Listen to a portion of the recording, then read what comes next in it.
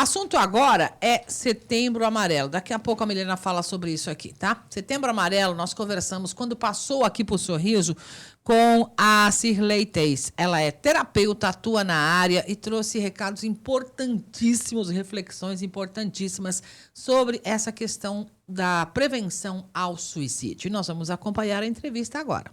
Vamos conversar hoje sobre Setembro Amarelo com Cirlei Teis. Ela que é mais que tudo terapeuta, eu diria assim, mas é uma terapeuta para as massas hoje em dia, porque está na mídia, já passou aqui por Sorriso fazendo palestras, e a gente aproveitou numa dessas passagens por aqui para bater um papo com ela sobre este assunto. É ainda um tabu para muitas pessoas, mas nós não podemos deixar de falar, né, Cirlei? Exatamente, a gente precisa falar sobre esse tema porque é muito importante, né? Embora leve o nome o mês amarelo, Setembro Amarelo, ele é uma pauta que a gente deveria tratar todos os meses, todos os dias, né? Porque as pessoas têm problemas todos os dias que podem se agravar, não é? Exatamente. Existe ainda um tabu muito grande em relação à depressão. E a depressão, até recentemente eu escrevi um artigo onde eu falo a depressão vem antes do suicídio. Então, e esse artigo ele teve uma repercussão muito grande, porque é exatamente isso que acontece, né? A pessoa vai muitas vezes, não é que ela busca essa tristeza tão profunda, ela acaba se perdendo no meio de tantas coisas, e às vezes isso já tem uma origem desde lá da criança, né? Que acaba se perdendo, sofrendo, nunca tratou, e aquilo vai evoluindo. Então, ninguém escolhe ser depressivo.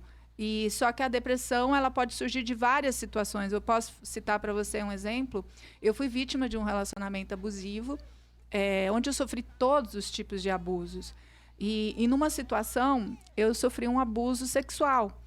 E eu era estudante de direito naquela época. Ele saiu, ficou na putaria, né, entre aspas, na rua, chegou cheirando sexo e me obrigou a ter uma relação sexual com ele. Depois que teve essa relação, ele deitou, colocou a chave embaixo do travesseiro e puxou ronco, né? Naquele dia, eu pensei em tirar a minha vida, porque eu achava que eu não ia conseguir mais sair dali, mas eu também pensei em até tirar a vida dele, né? Eu cheguei a planejar tudo na mente. Eu só falo assim, como eu sou uma pessoa cristã, né, Deus me impediu de tomar uma atitude. Mas a minha consciência não deixou, mas eu estava tão depressiva, tão doente. Foi tão horrível aquilo que eu não sabia o que fazer. E depois dessa fase, veio uma tristeza tão grande que eu cheguei a uma situação que eu achava que não valia mais a pena viver. Olha só. Né? Mas assim, eu consegui, através da ajuda de uma amiga, ela me tirar de dentro daquele ambiente abusivo. Eu tive que ir embora para outra cidade e foram anos até eu conseguir passar por aquilo. Mas por muitas vezes passaram pensamentos atribuído isso. Eu consegui dar a volta por cima. E tá aí uma pessoa linda hoje, gente. Vou falar para vocês, uma pessoa linda. Parabéns. E às vezes eu me pergunto assim, porque eu construí tanta coisa depois que eu consegui sobreviver àquela relação, né? Eu até falo assim na minha palestra que uma vez ele disse para mim assim que eu precisava me conformar, que eu não passaria de uma boa dona de casa, né? Que coisa. Depois que não que isso seja ruim, né? Porque se eu gosto de ser uma boa dona de casa... Nossa, a gente ama as donas de casa. A gente ama as donas de casa, mas ele falou isso para mim numa forma para me diminuir. Porque eu estudava para concurso, porque é isso, então ele queria me desestimular. Que você não teria sucesso. 3 anos e meio depois que eu consegui me libertar dele, eu me recuperei dessa depressão, desse medo de viver, porque... eu tinha medo até de fazer escolhas, porque eu tudo tinha que ficar olhando para ele ter a permissão dele. Eu era subsecretária de Segurança Pública do Estado de Mato Grosso, né? Então... Nesse mesmo tempo? Quando eu consegui fugir... Depois 3 anos e meio para aquele homem que falou que eu não daria conta de dar conta de mim, que eu não ia sobreviver, que eu não ia passar de uma... A resposta foi essa. Foi essa, né? Então, aí eu casei novamente, tive minha filha, ou seja, eu reconstruí minha vida. Hoje eu palestro não só no estado de Mato Grosso, como no Brasil inteiro. E eu falo assim, e se eu tivesse, naquele dia que eu pensei, né, em tirar minha vida, fazer uma besteira, eu não teria vivido nada disso. Só perde O seu plano é mostrar para as pessoas que é possível essa recuperação, mas como enxergar que se está em sofrimento? Porque é escuro, é um véu escuro que às vezes a pessoa enxerga apenas a cor cinza na vida. Exato. Como é que faz para dar essa primeira respirada e perceber, eu preciso de ajuda? E aí o segredo é esse, é você olhar para você, é você perceber que você não precisa ter vergonha de pedir ajuda. Porque, às vezes, existe um preconceito tão grande em relação a essa tristeza, essa depressão, verdade, que você fica com receio de pedir ajuda. E existem várias formas que a pessoa tenta disfarçar isso, às vezes brincando, né, fazendo piada de si mesmo. Então, existem várias formas para não querer demonstrar aquilo. Então, nós não temos por que ter vergonha de falar que está doendo.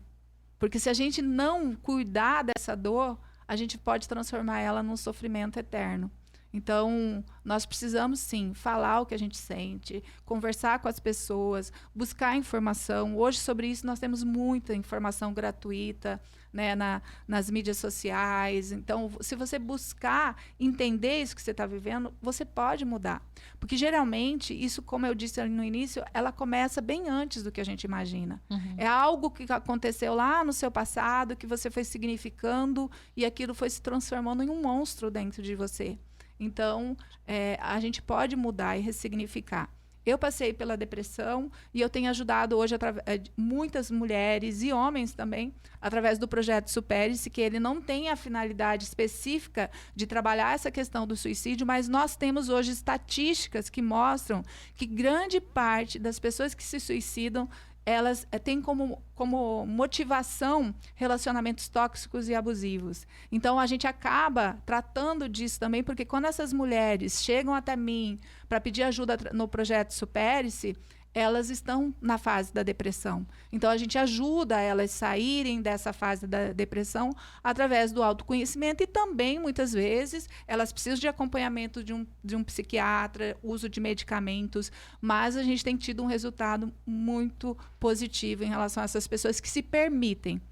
Mas a ajuda, a gente só consegue ajudar quem quer ajuda. Esse é o X, que muitas vezes até o pai ou a mãe sofre junto, ou até um companheiro, uma companheira, não é? Que acaba sofrendo junto com a pessoa e não consegue ajudar porque não abre uma porta ali, não consegue abrir uma porta. É importante tentar continuando aí, não desistir da pessoa, talvez. Exatamente. Eu até falo assim, quando as meninas chegam no projeto, estão geralmente no fundo do poço, eu falo assim, eu sou uma ferramenta, né, que vai te auxiliar. É como se eu fosse a escada. Eu vou colocar ela no fundo do poço para você subir degrau por degrau. Só que esses degraus, você precisa subir. A pessoa. Né? A pessoa. Porque se eu tentar te tirar daí sem você subir esse degrau, você vai se jogar ali de novo. É difícil, né? E o projeto Supere-se, a gente encontra online digitando Supere-se lá mesmo, informações? Digitando o meu nome, você vai encontrar muita coisa Supere-se nas mídias sociais. Mas hoje eu trabalho tudo no nome Sirley Teis, né? Você tem o meu canal do YouTube, Sirley Teis, você tem o meu Instagram, você tem o TikTok. A gente aborda de toda forma de comunicação. Uma linguagem mais rápida do TikTok, do Reels. Nós temos uma linguagem mais profunda no YouTube. No YouTube, inclusive, a gente tem muitos exercícios sistêmicos de cura. Que você vai pôr o fone de ouvido e você vai ali ouvir, aquilo vai te ajudar a ressignificar. Porque você sabe que todas as técnicas terapêuticas que tem aqui, quando a gente precisa ressignificar alguma coisa que está lá no nosso inconsciente, é através da meditação. Então, a gente tem exercícios ali que são transformadores, que estão lá, e que você mesmo, se você não tem condições, muitas vezes, de ter um acompanhamento de um terapeuta, nós temos o grupo terapêutico, que é um grupo onde ex-vítimas já passaram por isso, estão ali voluntariamente ajudando. E que eu marco aulas periodicamente, onde as pessoas... Então, se você quer essa mudança, você tem lugares aí onde as pessoas estão te ajudando, mas a pessoa precisa querer, porque a gente só pode ajudar a pessoa que busca ajuda. Para a gente fechar esse bate-papo aqui, que poderia ir muito mais longe pelo conteúdo, mas o tempo está se esgotando, Sirley, o seu recado sobre a vida, então, porque quando a gente fala não vamos tirar a vida, é porque ela tem algum significado, algum valor, né? Exatamente. A nossa chegada vem de um processo difícil, porque você passar pelo canal de nascimento é de dor tanto para a criança que está nascendo, quanto para a mãe. Então, chegar aqui fora, nascer com vida, para Bert Hellinger, é o maior sucesso de um ser humano. Você atravessou aquele canal e você chegou aqui com vida. E quando você chega aqui, ninguém disse que vai ser fácil. Até para você aprender a chorar, muitas vezes você tem que levar uma palmadinha ali já logo a hora que você chega. Ou seja, a vida é algo precioso e a gente precisa lutar por ela, porque a gente quis estar aqui.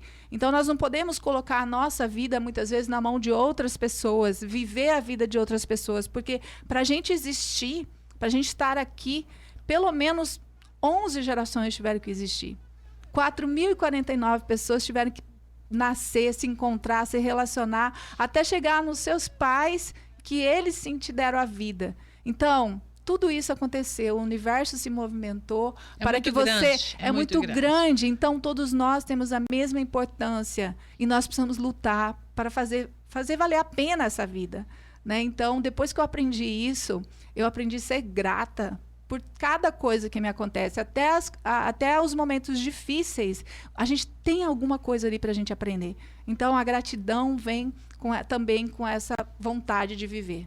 Perfeito. Obrigada pela sua vinda. E quando passar para o Sorriso, passa aqui pela Rádio Sorriso. Eu agradeço, Marlene, e agradeço todos os ouvintes aqui da Rádio Sorriso.